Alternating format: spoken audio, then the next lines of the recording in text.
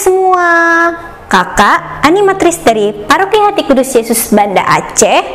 Senang sekali bisa bertemu dengan kalian semua. Kakak berharap kalian semua dalam keadaan yang sehat dan juga baik ya. Oke semuanya, apakah kalian sudah siap untuk mendengarkan cerita firman Tuhan? Siapa yang sudah siap mendengarkan cerita firman Tuhan? Wah, kakak harap semuanya sudah siap ya mendengarkan cerita firman Tuhan. Adik-adik, di dalam Alkitab Perjanjian Lama ini ada sebuah kisah tentang seorang hamba yang memohon belas kasih Tuhan agar dikaruniai seorang anak. Ada yang tahu nggak kira-kira ini kisah tentang apa? Ada yang tahu? Ya, benar. Ini adalah kisah yang akan menceritakan tentang lahirnya Samuel yang kelahirannya sangat ditunggu-tunggu oleh ibunya Hana. Seperti apa ya ceritanya? Ayo kita dengarin ya sama-sama ceritanya. Cerita ini diawali dengan ada seorang laki-laki bernama Elkana mempunyai 2 orang istri. Yang seorang bernama Hana dan seorang lagi bernama Penina. Penina mempunyai anak, tetapi Hana tidak mempunyai anak. Sampai tahun demi tahun pun berlalu, namun Hana belum juga mempunyai anak. Elkana merupakan seorang hamba yang sangat setia kepada Tuhan. Dan sebagai orang yang setia dan berbakti kepada Tuhan, biasanya setiap tahun ia selalu membawa keluarganya ke Silo untuk sujud menyembah dan mempersembahkan kurban kepada Tuhan. Pada suatu hari ketika Elkana mempersembahkan kurban, sudah menjadi kebiasaan Elkana bahwa setelah selesai memuliakan Tuhan, ia mengadakan pesta untuk keluarganya.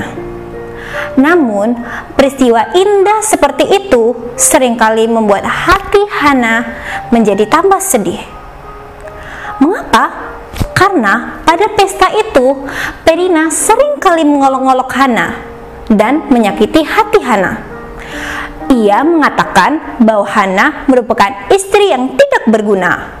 Kenapa? Karena ia tidak bisa memberikan seorang anak bagi Elkana. Hana pun tidak bisa menahan kesedihannya. Ia pun menutup telinganya dan menangis. Ia pun menjadi semakin menginginkan seorang bayi. Mengapa, oh mengapa, aku tidak mempunyai seorang anak? Elkana yang melihat istri kesayangannya menangis bisa menerka apa yang dilakukan Penina. Lalu ia pun menghibur Hana. Hana, mengapa engkau menangis? Dan mengapa engkau tidak mau makan? Mengapa hatimu sedih? Bukankah aku lebih berharga bagimu daripada 10 anak laki-laki? Meskipun suaminya telah menghiburnya, namun hati Hana tetap sedih. Lalu ia pun pergi meninggalkan meja itu. Lalu Hana setelah keluar dari meja itu, ia pun berjalan menuju bait suci Tuhan. Sesampai di bait suci Tuhan, berdirilah Hana, sedangkan di kursi dekat tiang pintu bait suci Tuhan, duduklah seorang imam bernama Eli. Dengan hati yang sedih, ia berdoa kepada Tuhan. Sambil menangis, terseduh-seduh, bibirnya pun bergerak-gerak dan mengucapkan doa. Katanya, "Ya Tuhan, Engkau tahu kesedihan hatiku. Aku sangat merindukan seorang anak lahir dari rahimku. Ingatlah kepada hamba-Mu ini ya Tuhan, dan jika Engkau memberiku seorang anak, maka aku akan memberikannya kepada Tuhan untuk seumur hidupnya, dan pisau cukur pun tidak akan menyentuh kepalanya. lalu aku akan membawanya kemari untuk diasuh oleh imanmu, dan anak itu akan menjadi milikmu." Sementara Hana berdoa, Imam Eli memperhatikan dan mengamati mulut perempuan itu. Dan karena Hana berkata-kata dalam hatinya dan hanya bibirnya saja yang bergerak-gerak, tapi suaranya tidak kedengaran, maka Eli menyangka perempuan itu sedang mabuk. Lalu kata Eli kepadanya, "Berapa lama lagi engkau akan berlaku sebagai orang mabuk? Lepaskanlah dirimu daripada mabukmu itu." Tetapi Hana pun menjawab, "Bukan, tuanku, aku bukanlah salah satu dari mereka yang suka bermabuk-mabuk, melainkan aku hanya bersedih dan ingin mencurahkan isi hatiku kepada Tuhan. Janganlah anggap hambamu ini seorang perempuan dursila, sebab karena berserat cemas dan sakit hatiku, aku berbicara sekian lama."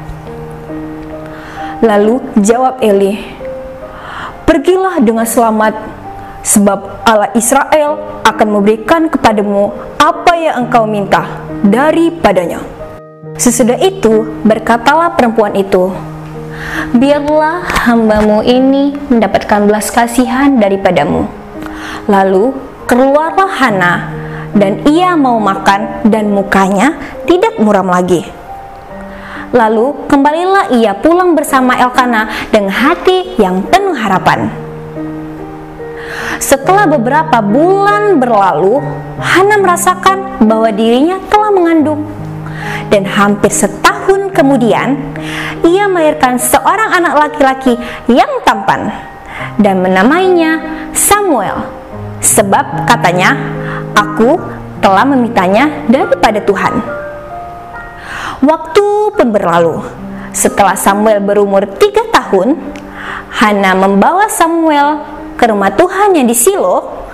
Dibawanyalah dia bersama dengan seekor lembu jantan yang berumur 3 tahun, 1 eva tepung, dan sebuyung anggur. Lalu diantarkannyalah untuk menepati apa yang pernah dijanjikannya kepada Tuhan. Setelah sampai di sana, mereka pun menyembelih lembu itu, dan segera juga mereka mengantarkan Samuel kepada Eli.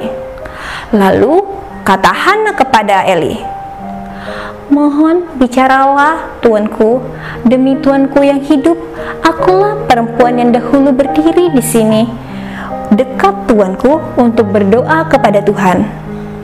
Untuk mendapatkan anak, aku berdoa kepada Tuhan, dan Tuhan telah memberikannya kepadaku. Maka aku pun menyerahkannya kepada Tuhan seumur hidup." Setelah Hana berkata demikian, lalu sujudlah mereka di sana menyembah Tuhan. The end.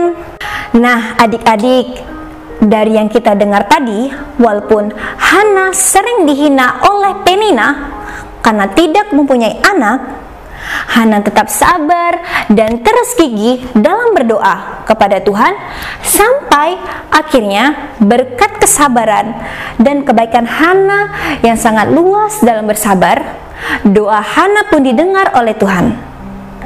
Berkat Tuhan dan belas kasih Tuhan, Hana pun mengandung dan juga melahirkan seorang anak laki-laki bernama Samuel. Jadi, adik-adik, sebagai manusia, kita juga sering kali mengalami kesulitan, kesedihan. Tapi di balik kesusahan dan kesedihan itu, jangan lupa kita mempunyai Tuhan. Jadi kita bisa terus berdoa kepada Tuhan, baik kita sedih maupun senang. Dan dari cerita kelahiran Samuel tadi, kita juga diajarkan bahwa sebagai orang yang beriman kepada Kristus, kita juga harus melatih diri untuk bersabar dan terus berdoa. Kalau sekiranya doanya lama dikabuli, jangan cepat berputus asa ya. Mungkin Tuhan mempunyai rencana yang sangat indah dan besar di balik doa adik-adik loh. Selain memberi kekuatan, Tuhan pasti akan mengabulkan doa kita sekalian. Maka adik-adik, sebagai anak misioner, kita harus membiasakan diri untuk terus berdoa. Dan adik-adik jangan lupa ya untuk semangat terus menghidupi semangat 2D dan 2K. Doa, derma, kurban, dan kesaksian. Semoga adik-adik tetap semakin semangat dan bergembira ya. Sekian kisah tentang lahirnya Samuel. Sampai berjumpa lagi di lain kesempatan. Bye-bye.